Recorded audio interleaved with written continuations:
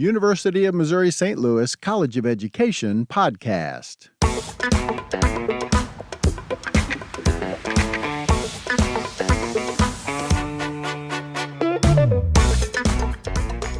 Hello and welcome.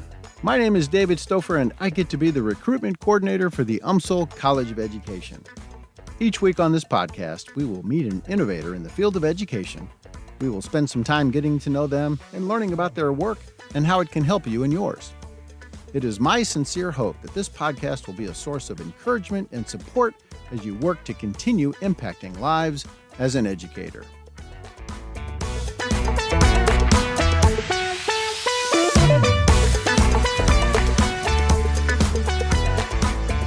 I'm joined today by Megan, Tosh, and Meredith Alton.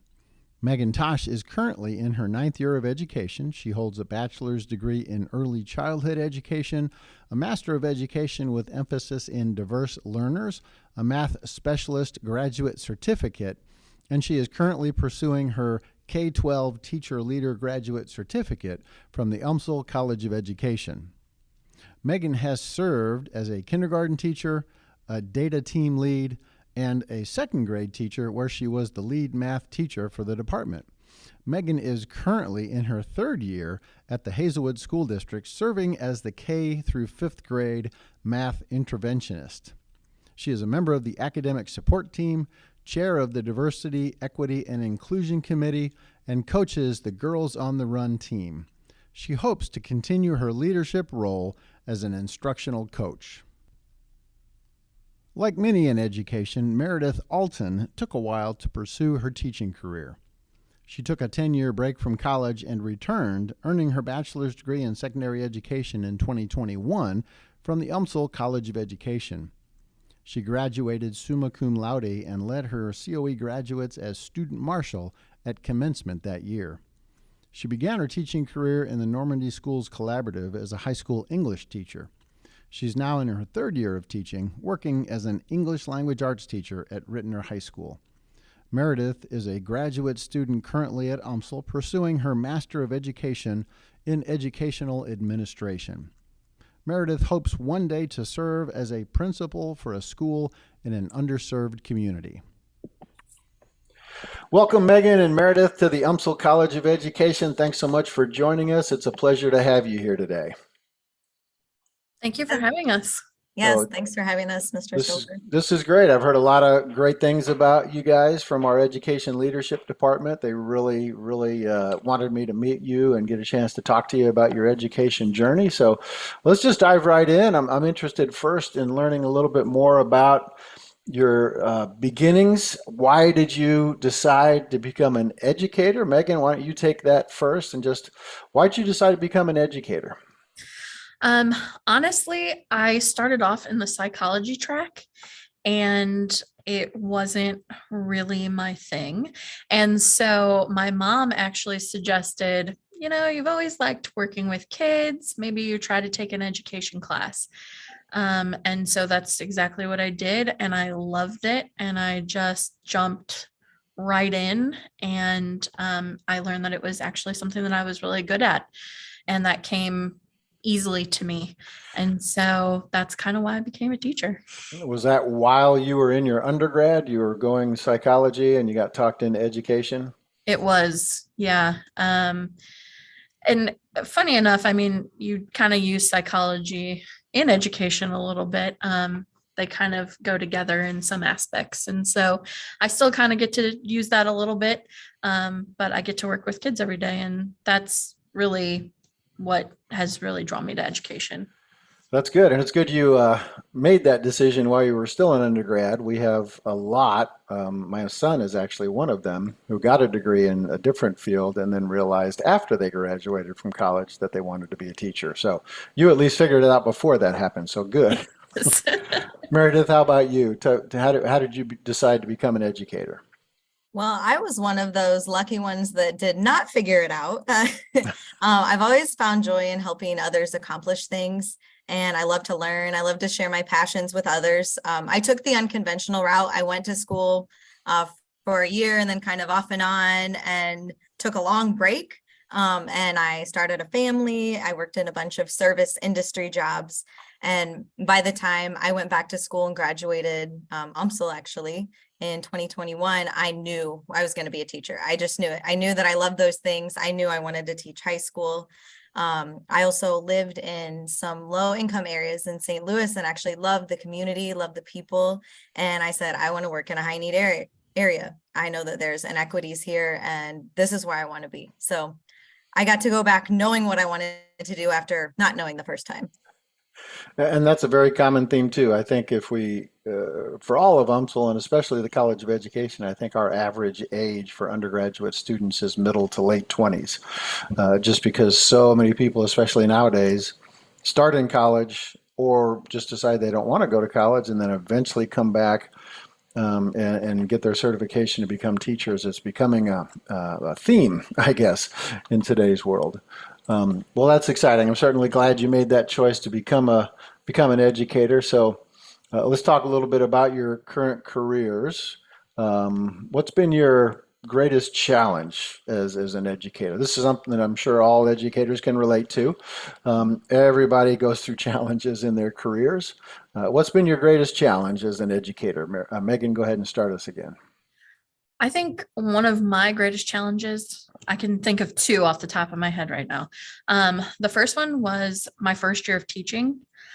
I was super prepared, I felt like, but wasn't at the same time. I don't think you can ever be fully prepared to take on your own classroom that very first year. And it was a lot of hard work and it caused me to do a lot of reflecting. So that in itself was challenging, was learning my students and how to be a better educator for them. So that was a challenge, but one that is easily done and can be overcome with by having good supports. But and then you began your career as a kindergarten teacher, right? Yes. So that's a challenge in and of itself, some would say. Yes, they do. I think a very common phrase is like, it's like herding cats. Which they've never been in school. That makes sense. But I think the second greatest challenge, and this is, I mean, I've been in education 10 years now, was teaching through the pandemic and making that switch to online teaching in the drop of a weekend. That was very challenging, and how to teach students through a computer screen, especially elementary students. Mm-hmm. Where were you teaching when the pandemic hit and when everything shut down? Yeah, I was at Northside Community School then, and it was a big change. It was a very big change. Still kindergarten at that point? I actually was teaching second grade at that point. And they had been my kindergartners actually 2 years prior to that, which was great. And I think that kind of helped too. In that aspect, they already knew me. They knew kind of how I worked. We had good relationships with the families and the students, but still tough to get everybody online and get into that new routine and schedule. Mm-hmm. Exactly. Yeah, very true. Meredith, how about you? What's been your greatest challenge as an educator?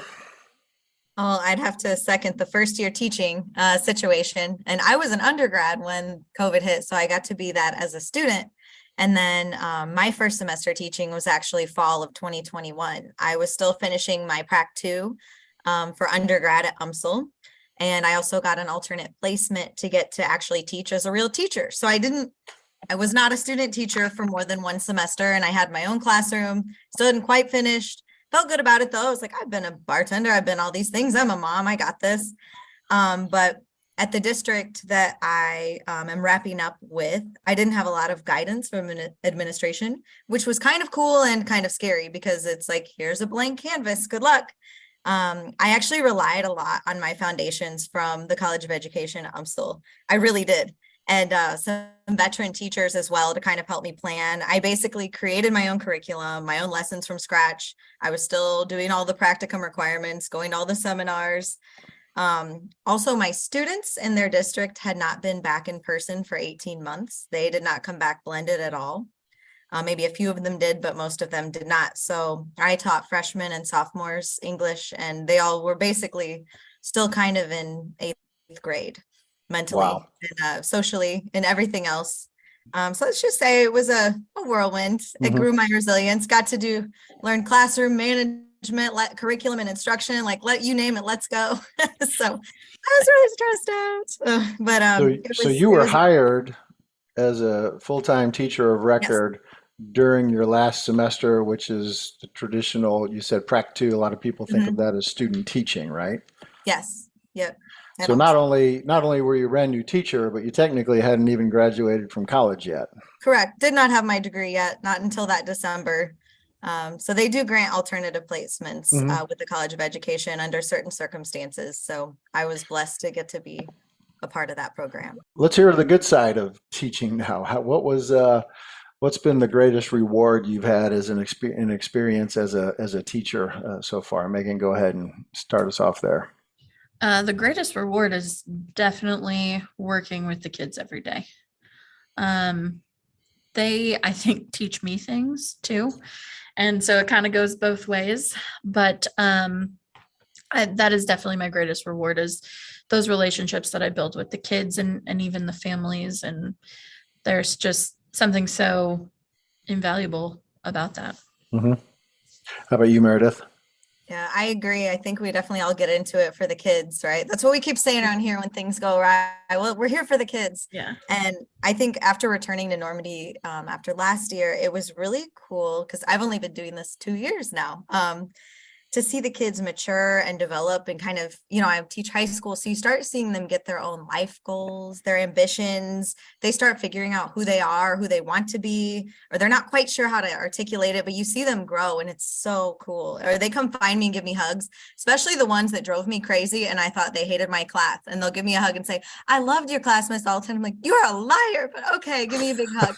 Like, you did not love my class. But I'm like, wow, I guess they liked me. I guess I made a difference in their life in some way because it's genuine. And that's really cool. The ones that, you were able to reach that maybe gave you the most trouble, but you were still there for them and they were there for you. That feels really good. hmm Yeah, that is the ultimate in, I'm not sure if paradox or Yeah. contradiction is the right word, but the kids are the ones that drive us crazy, but they're also the reason we do what we do because we love the kids so much. And Yeah. that is the truth. So if you're not in it for the kids, you really shouldn't be in it at all as an educator. So, I always well, tell them they're my kid for life. that's right. Yes. That's Definitely. right. Yeah, that's awesome. Well, let's get into, I mentioned earlier, the Education Leadership Department here really recommended highly that we bring you in and be part of the podcast because of what you're doing in your career and how you're working specifically with the Education Leadership Department to further your career. Anyone that knows that if you're in education, in order to maintain your certification, in order to grow professionally, in order to increase your salary, you're going to need graduate degrees, which is a good thing. I think overall it's a good thing. We should be growing professionally. We should be developing ourselves as professionals. I'm interested in finding out a little bit about not just your career pathway, but specifically how you're involved with the Education Leadership Department and what graduate program you're pursuing right now. Let's switch gears a little bit. Meredith, why don't you jump into this first and just talk a little bit about the degree you're pursuing and why you're pursuing it? Sure. Well, yeah, I am UMSL for life. When I went back, I got my bachelor's in secondary education at UMSL. And Dr. Sodi, who's in the College of Education now, is actually a huge mentor for me and kind She's of propelled. awesome. Yeah, she's amazing. I love her. We talk. She taught one of my early pre-service courses for my bachelor's. She helped me get the alternative placement. Actually, she keeps plugging me for things. And during my first semester teaching, she came and visited my classroom. She also connected me with Marty. I'm going to say his last name wrong. W. Marty Woitis. Yes. And he helped me map out my graduate plan. And even though I'm not even in his alphabet, so he kind of got me on the trajectory because I said, I absolutely know that I want to go into leadership. I want to change something because things aren't working with what I see as a teacher. And I don't know how to fix it, but I want to fix it. I want to help in a grand scheme. So he kind of helped me see how I can shortcut and go. I would like to eventually get an EdD. I'd like to get a doctorate in ed leadership. I would like to either be a principal, maybe something different. I just don't know. Like you said at the beginning, there are so many things we can do with education now that I just feel like my place will come as I go through this teaching journey while I'm a student, and I'll see what makes the most sense for me. But is this your first master's degree, Meredith, you're getting? Yep. Or okay. And so Yep. you're kind of combining the K-12 graduate certificate with the MED in administration, right? Yes, they, Dr. Sodi and Marty both kind of helped me figure out the most economical, fast track way to do everything. Now that I kind of took the long road, they're giving me the shortcut to get to where I want to go since I know. So it's really cool that UMSL, I think Dr. Gary was telling me that UMSL created that teacher leader certificate to kind of help teachers, because I was not eligible to apply for the MED till I taught for 2 years. So I started out with the teacher leader certificate, got all those courses done this year. I have, I think, 3 to go, and all of that will now apply to my MED that I'll start in the fall. Okay. Dr. Gary actually is the one that was instrumental, and I think actually created the program from scratch. So she's been the pioneer for the K-12 teacher leader, which is great, because just like you mentioned, there's so many opportunities for leadership within the education field. What used to be a pathway for either a teacher, counselor, or a principal, now there are multiple leadership positions, content directors, instructional coaches, PLC leaders, department directors, both at the building level, at the district level. So the career pathway for a teacher is so much more wide open now than it ever has been. And I think Dr. Gary's vision was to just put together a graduate certificate for teachers who are looking at leadership positions, but don't necessarily want to be a principal. It's tied to an MED in administration, so that could lead directly to that, but it could also lead many, many different ways. So it's exciting. Megan, you've been in education a little bit longer and already have some graduate degrees. What are you pursuing now in terms of leadership, and what are you doing with that now? Sure. So right now, I just completed, actually, this spring semester, my K through 12 leadership graduate certificate. And I pursued it through UMSL for really all the reasons that we've kind of been saying so far. I also worked with Marty, and he said, well, do you want to be a principal? And I'm like, I don't think so, not yet. So getting the K through 12 leadership certificate kind of opens that door for me to be able to do that one day, if that's kind of the route I want to go. But currently, I decided on that program because I would like to be an instructional coach at the building level. And so with that certificate, I'm able to do that job. And she's very good. Thank you. We were in instructional coaching together, and she's amazing. Thank you. That's great.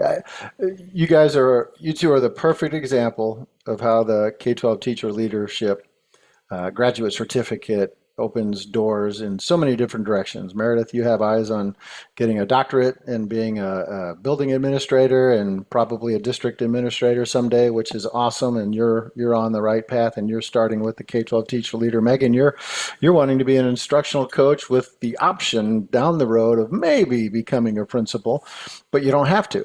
So it's a perfect example of why this program exists.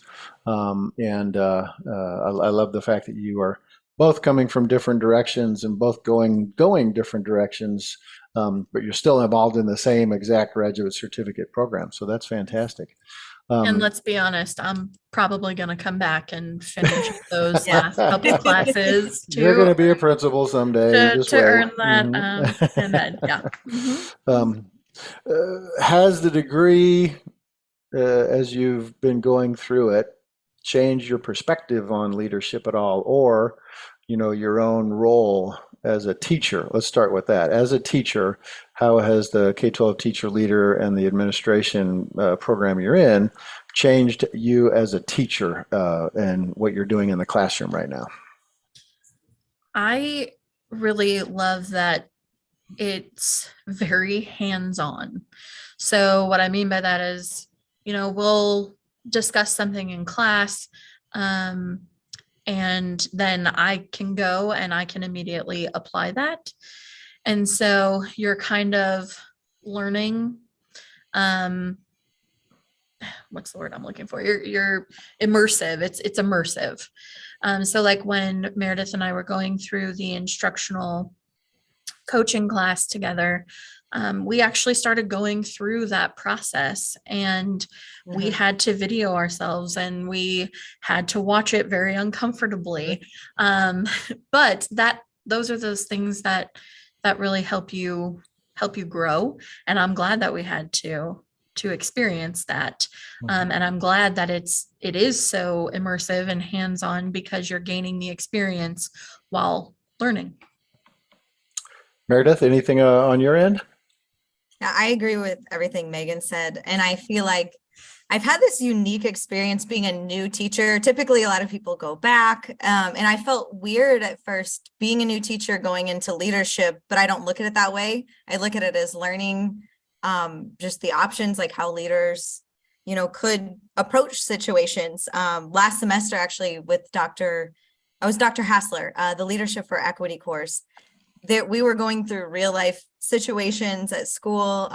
There were some safety crises, and she actually met with me after class many times. We explored ways to cope with it, ways equitable leaders would approach it, and talked a lot about exclusionary practices and ways that can actually be inclusionary and equitable for urban districts, for underserved areas. And it was I'm living it and I'm not living it at the same time. And to learn about it from other ways helps me really look at what I'm doing in this work through a different lens every day, which is where I want to be. And I'm very excited. So I also like that UMSL focuses a lot on equity.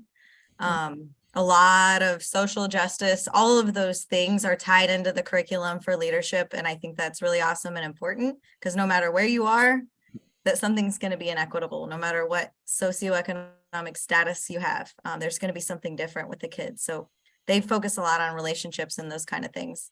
And I think that's been the biggest way I've been getting through this. Well, and you are both wonderful examples of educators who committed themselves to working in areas where the kids need good teachers the most. And you've committed yourself to working in underserved and underrepresented communities to take the skills you've learned from what you've hopefully gotten from us here at UMSL and apply it to a career as an educator. So I commend you for the great work you're doing every single day. And on behalf of UMSL, thank you for the commitment you have to being a teacher and the commitment to your future careers and everything you're doing. If you guys had a chance to sit down with brand new teachers just fresh out of the College of Education, starting their first job, what's the one thing you would say is the most important thing for them to do right off the bat? Megan, go ahead, and what do you think that would be? The most important thing for them to do right off the bat. Oh gosh. I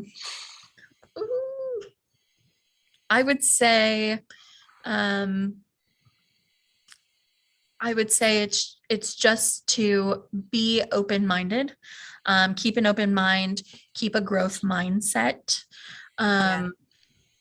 because education, you're not going to come out and it's not going to be perfect right off the bat. So be open to change, and just learn from others around you. That would be my very first thing. Talk to others, start building your network. That's great. Meredith, what about you? Get to know your kids.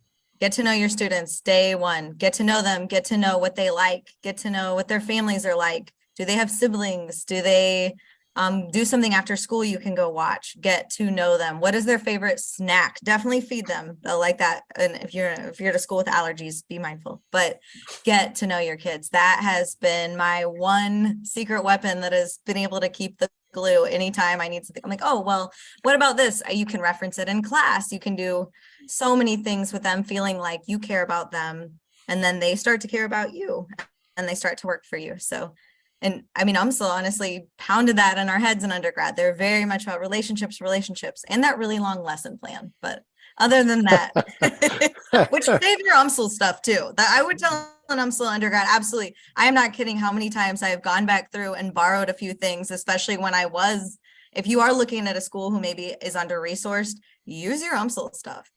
So that's fun fact number 2. I have definitely used a lot of that stuff. Hey, nothing wrong with that. Yeah, nothing wrong I with paid that. for it, right?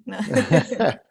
Well, Megan, Tosh, Meredith Alton, thank you so much for joining me today. This has been great. I could go on for another hour, but I'm sure you have work to do, and I'm sure that the people listening have work to do. So thank you so much for being with me today. I really appreciate your passion and the joy that you exude of being a teacher.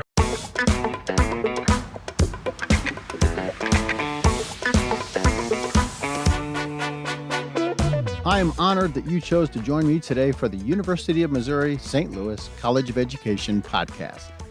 I hope you'll join me next time. Till then, I'm David Stouffer. Thank you for the work you do. Never forget, you are making a difference every day.